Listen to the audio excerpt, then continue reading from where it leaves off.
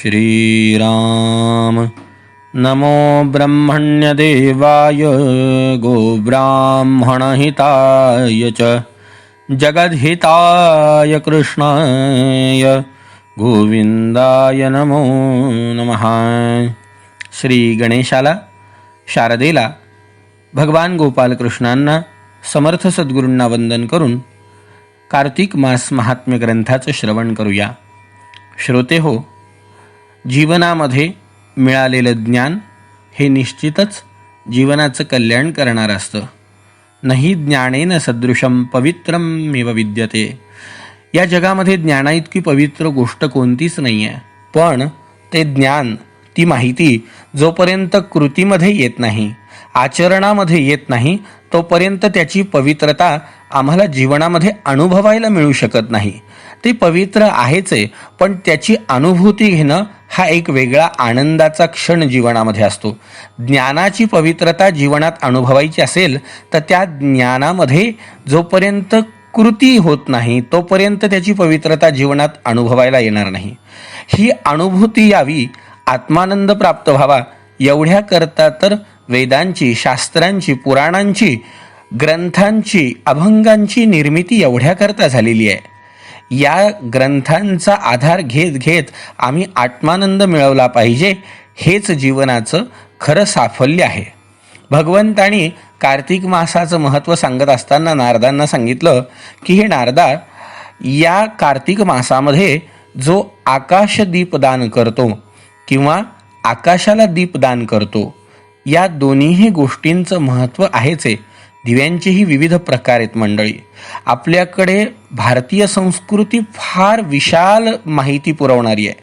भारतीय संस्कृतीमध्ये अगाध ज्ञान, की जे ज्ञान क्षणाक्षणाला, पावला पावलाला जीवनामध्ये प्रचंड बदल घडवणार आहे, प्रचंड आत्मानुभूती देणार आहे।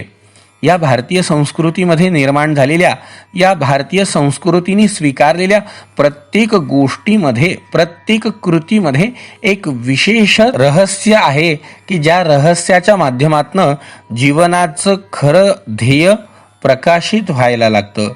हे रहस्य प्राप्त करून घ्यायचं असेल तर आम्हाला त्या संस्कृतीचा आधार घेतला पाहिजे, त्या संस्काराचं जीवनामध्ये आचरण केलं पाहिजे। त्या तत्वांची जीवनामध्ये जोपर्यंत आम्ही पूजा करत नाही, जोपर्यंत ते तत्व आचरणामध्ये आणत नाही, तोपर्यंत ती आत्मानुभूती येणार नाही। आम्हाला आत्मानुभूती घ्यायचीच आहे, कारण हा देह तेवढ्या करताच मिळाला आहे। बाकी तर आमची कामं चालूच आहे, नित्यक्रम आमचा सुरूच आहे। या कार्तिक महिन्यामध्ये विशेष दीपदानाला महत्त्व आहे। दिव्यांचे प्रकार आपण बोलत होतो की सुवर्णापासून रजत आहे, ताम्र आहे, कांस्य आहे, मृण्मय आहे, कणकेचे दिवे आहेत, अनेक प्रकारचे दिवे आहेत। या दिव्यांच्या, माझ्या मते तरी या दिव्यांमध्ये घातल्या जाणाऱ्या तेलाचा, वेगवेगळ्या गोष्टींशी येणारा संपर्क, संयोग, यातून निर्माण होणारी विविध ऊर्जा ही सुद्धा मानवाला निश्चितच पूरक असावी। कारण ज्या वेळेला कोणत्याही पदार्थाचा एकमेकांशी संयोग होतो त्यावेळेला त्यातून निर्माण होणारी ऊर्जा ही वेगळी असते। विज्ञानामध्ये या सगळ्या गोष्टी सिद्धांतांनी मांडण्यात आलेल्या आहेत। कणकेचा संयोग असेल, मातीचा असेल, सोन्या चांदीचा, तांब्याचा, वेगवेगळ्या प्रकारच्या धातूंचा संपर्क आल्यानंतर त्यामध्ये विविध प्रकारच्या घातल्या जाणाऱ्या तेलांनी प्रज्वलित होणारी ज्योत, विविध प्रकारचा प्रकाश आम्हाला देऊन नक्कीच आमचं जीवन उज्ज्वल करत असणारच। या कार्तिक मासामध्ये आकाश दिव्याचं महत्त्व विशेष सांगितलं आहे। पूर्वीच्या काळी आपल्या माडीवरती, आपल्या गच्चीवरती जाऊन एक मोठी काठी, तिला समोर छोटंसं चाक लावून दोरीच्या साह्याने तो दिवा आकाशाच्या दिशेने चढवला जात असावा। तो दिवा आपल्या जीवनामध्ये प्रकाश निर्माण करावा, त्यांनी विविध प्रकारच्या गोष्टी आपल्याला प्रदान कराव्या, यामागे त्याचा नक्कीच हेतू आहेच आहे।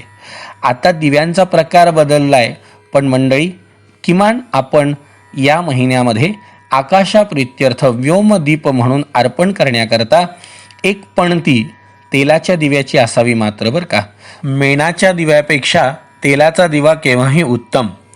हा दिवा आकाशाच्या दिशेने अर्पण करून आपल्या गच्चीवरती, आपल्या गॅलरीमध्ये रोज ब्राह्ममुहूर्तावरती म्हणजे सकाळी सूर्योदयाच्या पूर्वी प्रज्वलित करावा आणि एकदा सायंकाळी करावा. महिनाभर हे शक्य जरी नसेल तरी अश्विन कृष्ण एकादशी, जिला रमा एकादशी म्हणतात, ज्या दिवशीपासनं आपल्याकडे दीपोत्सवाला सुरुवात होती, दिवाळीला सुरुवात होती, तो कार्तिक पौर्णिमेपर्यंत म्हणजे तुळशीच्या लग्नाच्या समाप्तीपर्यंत जर रोज लावला तर फारच उत्तम. नाहीतर यमद्वितीया म्हणजे भाऊबीजेपर्यंत तरी प्रज्वलित करावा.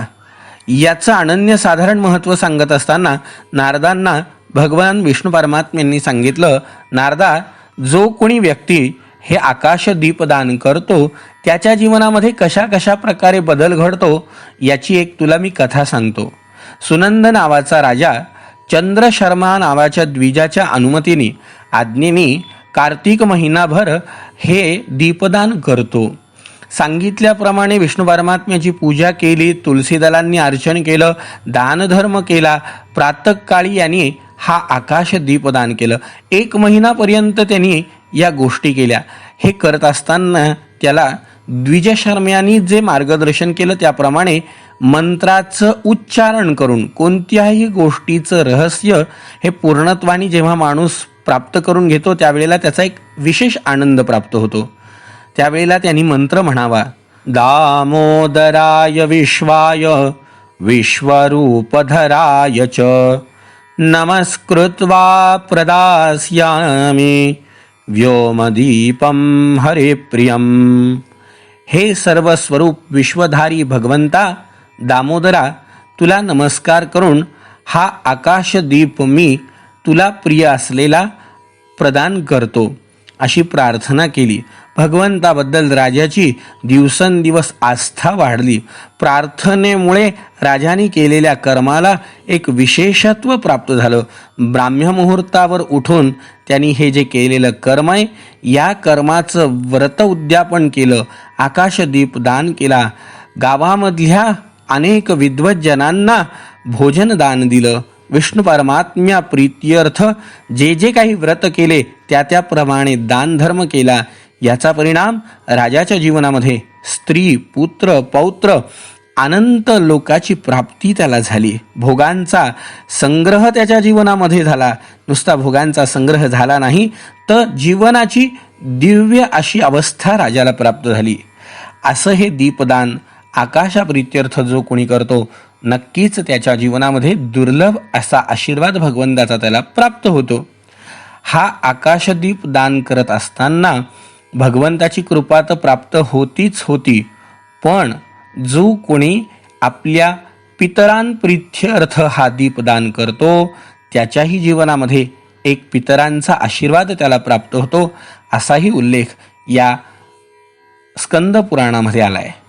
बघा, त्याच्याकरताही एक मंत्र दिलाय मंडळी. नमः पितृभ्य प्रेतेभ्यो नमो धर्माय विष्णवे नमो यमाय रुद्राय कांतारपतये नमः. प्रार्थना करा, पितरांना नमस्कार आहे, प्रेतांना नमस्कार आहे, धर्मस्वरूप विष्णूला नमस्कार आहे, यमधर्माला नमस्कार आहे, दुर्गम पथानी रक्षण करणाऱ्या भगवान रुद्रालाही नमस्कार आहे. असं म्हणून जर दीप दान करताल, आपल्या गच्चीवरती गॅलरीमध्ये हा दिवा ठेवताल तर नक्कीच आपल्या पितरांना सुद्धा उत्तम गती प्राप्त होईल. मंडळी, वेगवेगळ्या ठिकाणी दिवा दान केल्याचंही विशेष फळ आहे. देवालयामध्ये, नदीच्या काठावरती, रस्त्यावरती, आपण ज्या ठिकाणी शयन करतो, जिथे आपण झोपतो तिथे जो कोणी दीप प्रज्वलन करतो त्याला सर्वतोमुखी लक्ष्मी प्राप्त होती. जो अनेक मंदिरांमध्ये दीप प्रज्वलन करतो विष्णू लोकाला त्याची प्रतिष्ठा होती. जो कोणी कीट काट्यांनी भरलेल्या दुर्गम स्थानामध्ये, उंच स्थानावरती जिथे कोणीही जात नाही अशा ठिकाणी दुर्गम स्थानावरही जाऊन जो दिवा लावतो त्याला कधी नरकाची प्राप्ती होत नाही.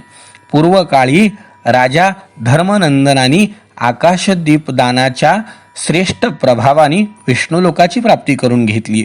जो कोणी कार्तिक महिन्यामध्ये येणाऱ्या एकादशीला भगवंताच्या मंदिरामध्ये कापूर प्रज्वलित करतो, कापराची आरती करतो त्याच्याही जीवनामध्ये उत्तम अशा प्रकारे कुळामध्ये त्याचा जन्म होऊन ज्ञानाची प्राप्ती त्याला प्राप्त होती.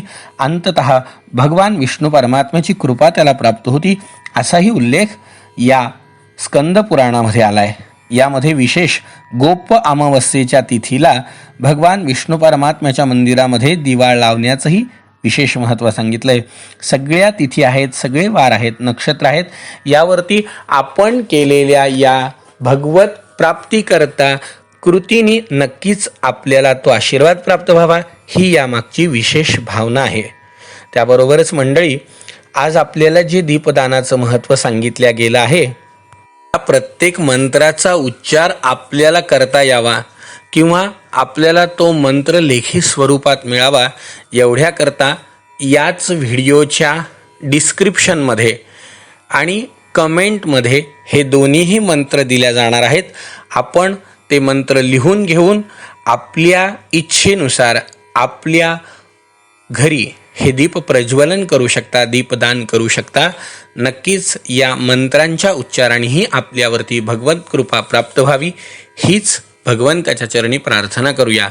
याबरोबर मंडळी, ही अतिशय दुर्मिळ असलेली स्कंद पुराणामधली संक्षिप्त माहिती आपल्या हितचिंतकांनाही मिळावी.